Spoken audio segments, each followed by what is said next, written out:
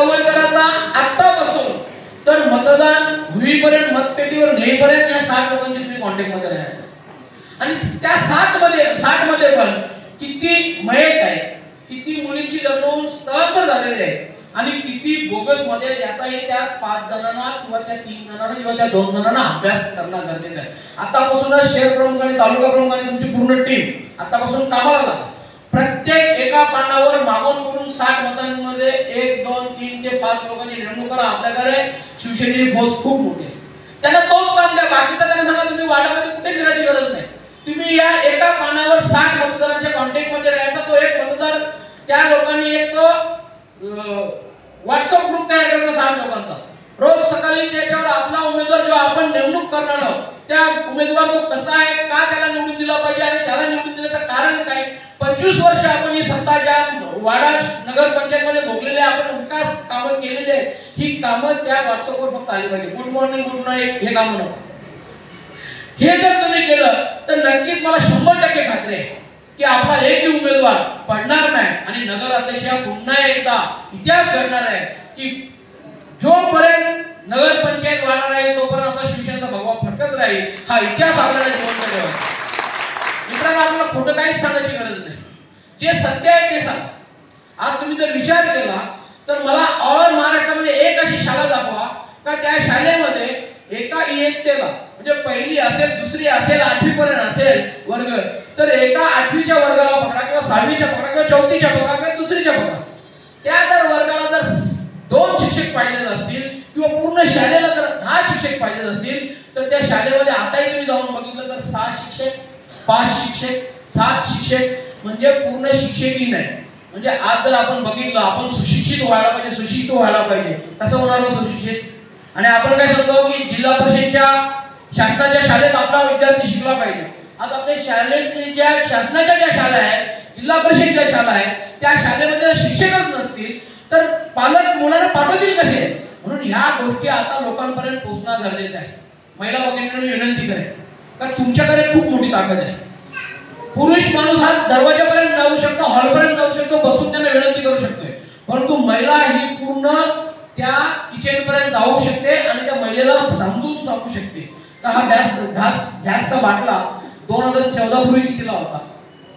आपण जाहिरात बघून जो सरकार स्थापन केला त्याच्यानंतर त्या गॅसच्या बाटल्याची भाव किती झालेले आहे. लाडकी बहीण योजना ज्या टायमाला विधानसभा निवडणूक आली त्यावेळेला विधानसभेच्या निवडणुकीमध्ये लाडकी बहीण योजना काढली, त्यावेळेला कुठल्याही प्रकारचा निकष लावला नाही का या घरामध्ये किती महिला आहेत तर कोणाला दिला पाहिजे, तिचा नवरा कुठे कामाला आहे तर तिला त्या निकष लावल्याने फक्त आम्हाला मदत पाहिजे म्हणून आम्हीच दाखवला. आणि लाडकी बहीण योजना करायला सरसकट महिलांना लाडकी बहीण योजनेच्या नियमामध्ये त्यांना पैसे देण्याचा प्रयत्न केला. आताची काय परिस्थिती आहे. आता सांगतात एका घरामध्ये 2 जावई असतील तर देता येणार नाही, सुनेला दिला तर सासूला देता येणार नाही, सासूला दिला तर सुनेला देता येणार नाही, जर तिचा नवरा जर बँकेत कामाला असेल तर तिला देता येणार नाही, सरकारी कामाला असेल तर तिला देता येणार नाही. म्हणजे निव्वळ फसवणूक केलेली आहे. आपल्याला कुठं काहीच सांगायचं नाही. जे खरं आहे ना ते 2014ला ह्या लोकांनी खोटं पसरवून सत्तेमध्ये बसल्या. आता बसल्यानंतर तुम्ही बघा ना काय परिस्थिती आहे.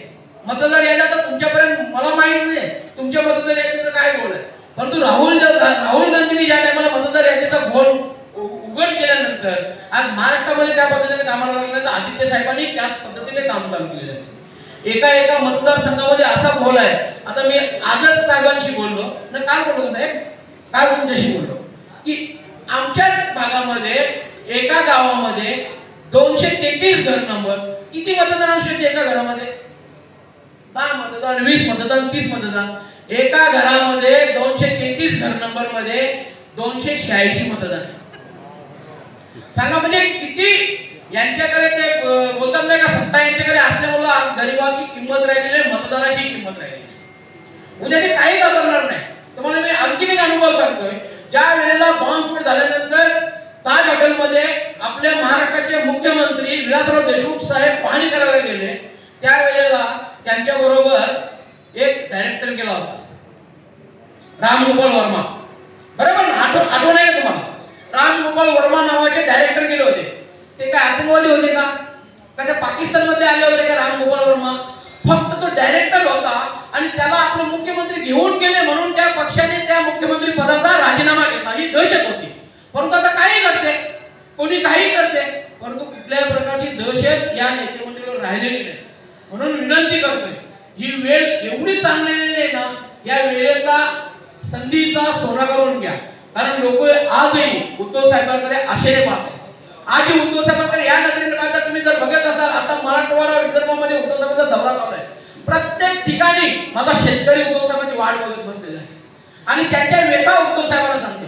सांगा बघू, आज का उद्धव साहेबांची हे लोक वाट बघतात? तर त्यांना आजही खात्री आहे की भविष्यात येणाऱ्या कालामध्ये या महाराष्ट्राचा मुख्यमंत्री आम्हाला उद्धव साहेबच पाहिजे. या दृष्टिकोनाने शेतकरी आज उद्धव साहेबांची वाट बघतात.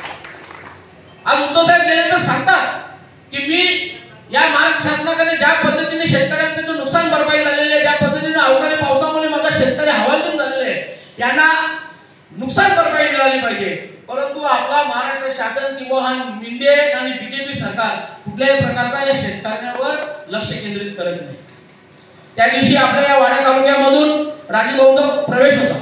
त्या दिवशी उद्धव साहेबांनी वाडा तालुक्याचा उल्लेख केला की या वाडा तालुक्यामध्ये एका शेतकऱ्याला नुकसान भरपाई म्हणून 1 रुपये किती, 2 रुपये 30 पैसे. सांगा किती शेतकऱ्यांची इज्जत वेठीस टाकण्याचा प्रयत्न सरकार करतोय. म्हणून सांगतोय, येणाऱ्या या निवडणुकीमध्ये उमेदवारी कोणाला मिळणार हे महत्त्वाचं नाही, परंतु उमेदवार हा माझा शिवसेना पक्षाचा असेल, माझ्या उद्धव बाळासाहेब ठाकरे पक्षाचा असेल, या दृष्टिकोनाने आपण कामाला लागलो पाहिजे. आजही परत तुम्हाला मी आवाहन करतोय. मला माहिती आहे प्रत्येक ठिकाणी इच्छुक उमेदवार खूप असतील, कारण प्रत्येकाला माहिती आहे का उद्धव बाळासाहेब ठाकरे शिवसेना पक्षामधून उमेदवारी मिळाली तर निश्चित मी निवडून येणार आहे. म्हणून आपल्यामध्ये आता स्पर्धा वाढत चालेल. मी आजही सांगतो, उमेदवारी एखाद्याला मिळाली नाही म्हणून तो दुसऱ्या पक्षाचा आधार घेत असेल तर त्याने आत्ताच निघून गेला तरी चालेल, कारण इथं निष्ठावंतांची ही सभा आहे. त्याच्यामुळे उमेदवारी कोणाला मिळणार हे महत्त्वाचं नाही. उमेदवारी अशा व्यक्तीला मिळणार आहे तर तो कॅपेबल असेल, त्याच्याकडे मतदारांमध्ये पोहोचण्याची क्षमता असेल आणि त्यांचा मतदारांशी चांगला संबंध असेल. कोणी जर एरगरे येऊन मला सांगण्याचा प्रयत्न करेल, उपनेत्यांना सांगण्याचा प्रयत्न करेल, किंवा या सर्व प्रतिनिधींना सांगण्याचा प्रयत्न करेल की माझ्याकडे अमाप पैसा आहे, मला उमेदवारी द्या, माझा नातेवाईक आहे म्हणून मला उमेदवारी द्या, तर कदापि तशी उमेदवारी दिली जाणार नाही. जो माझा निष्ठावंत शिवसैनिक आहे आणि 100% तो निवडून येणार आहे, अशाच माणसांना उमेदवारी देणार आहोत. कारण हा इतिहास आपल्याला जागृत ठेवायचा आहे, ही परंपरा आपल्याला जागृत ठेवायची आहे की वाडा या शहरामध्ये जी नगरपंचायत निवडणूक 5-5 वर्ष येणार आहे त्यावेळेला आमचा शिवसेनेचा भगवा झेंडा फडकणारच, निष्ठावंतांचा भगवा झेंडा फडकणारच. या दृष्टिकोनाने आपण कामाला लागलो पाहिजे. मित्रांनो, मलाही माहिती आहे पूर्वी लोकसभेच्या अगोदरची परिस्थिती काय होती आणि आताची परिस्थिती काय आहे. मी कार्यकर्त्यांशी बोलत असताना मी अनुभव घेतलेला आहे की पूर्वी या भागामध्ये पैशाचा वापर ज्या पद्धतीने आता त्या पद्धतीने होत नव्हता. परंतु एक तुम्हाला निश्चित सांगतो, कोणी विरोधाने किती पैशाचा वापर करण्याचा प्रयत्न केला तरी माझा निष्ठावंत शिवसैनिक निवडून येणार आहे. कारण याच्या मागे 100% गोरगरीब जनतेचा आशीर्वाद आहे. कारण यांना या जनतेला माहिती आहे आम्हाला कितीही पैशाचा आम्ही दाखवण्याचा प्रयत्न केला तरी शिवसेनेचा कार्यकर्ता असा आहे का 5 वर्ष आम्हाला कधीच विसरणार नाही. निवडणुका असो किंवा निवडणुका नसो, ज्या ज्या वेळेला माझा शेतकरी असेल, माझा युवा पिढी असेल संकट झाला त्यावेळेला फक्त एकमेव पक्ष म्हणजे शिवसेना पक्ष खंबीरपणे पाठीशी उभा राहणारा पक्ष असेल तो शिवसेना पक्ष असेल. म्हणून आपली मतदार बँक ही कधी डगमगणार नाही. फक्त कार्यकर्त्यांनी थोडासा नियंत्रित राहायला पाहिजे. एखाद वेळी जर समजा उमेदवारी नाकारली गेली तर निलेश गंडे साहेबांनी नाकारली म्हणून त्यांच्यावर राग धरा, निलेश पाटलांनी नाकारली म्हणून राग धरा, अरुण पाटलांनी नाकारली म्हणून राग धरा, असा अजिबात करू नका. आज मला संधी मिळाली नाही, आज जर समोरच्याला संधी मिळाली आहे, उद्याची संधी मलाच मिळणार आहे. या दृष्टिकोनाने सर्वांनी कामाला लागा. 100% सांगतोय की येणाऱ्या कालामध्ये पुन्हा एकदा इतिहास होणार आहे आणि पुन्हा एकदा या वाडा शहरावर आणि वाडा नगर पंचायतीवर शिवसेनेचा भगवा झेंडा फडकवणारच आहे अशी मी तुम्हाला शब्द देतोय आणि पुन्हा एकदा सर्वांचे मनापासून आभार मानतो.